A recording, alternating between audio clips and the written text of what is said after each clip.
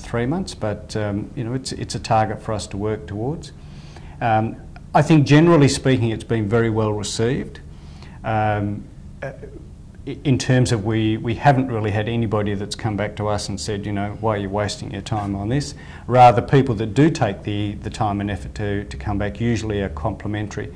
And then there's a whole lot of people that when you actually ask them about it, they say, oh yes, you know, I read that, that's quite good fun. But it's sort of part of their day-to-day course. And you write it, so it's coming straight from the CEO, isn't it? Yes, it certainly is. It's an exercise which is time-consuming, and I guess that's why a lot of CEOs don't do it, because they just think, well, you know, what's in it for me? I can't be bothered doing that. But I actually enjoy doing it. I enjoy doing the research. I like being able to present to people what are the latest issues that affect the potential business of Sterling. I believe that business and work should be fun, so there's always a section in there which is you know, a couple of jokes or a couple of quirky sayings which we describe as a little bit of humour to finish off. And I try to make it as personal as possible within the realms of obviously not outstepping my boundary and becoming very political or outspoken.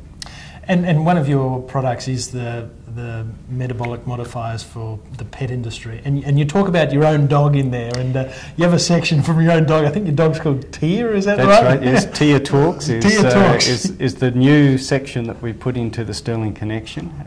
What's the thinking behind that? Well, it's been interesting. One of the things that I like to follow is the changes in different industries, and I think the changes in the pet industry over the last 4 to 5 years have been absolutely phenomenal. And what we are seeing now is that no longer is the pet a dog that, if it's lucky, gets a bit of sack outside the back door, and you know, if you remember, it gets sort of half a bowl full of the cheapest dog food you can buy. Rather, pets are very much becoming parts of the family. And I've had dogs before and they've always been treated very well, but I have to say with Tia, and when Tia came along, she is absolutely a princess. And I just thought that it was a very valuable forum through Tia, my dog, to try and put forward the pet's viewpoint. People would find that a bit quirky, the facts would still get put across, and it just adds another dimension to the newsletter.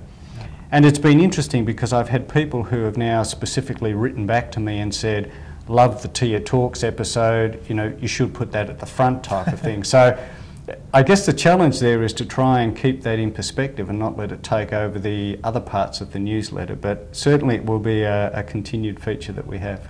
And you can sign up for your newsletter on your website. What sort of conversion rates do you have from people visiting your website and signing up for that newsletter? Yes, you certainly can sign up through the website.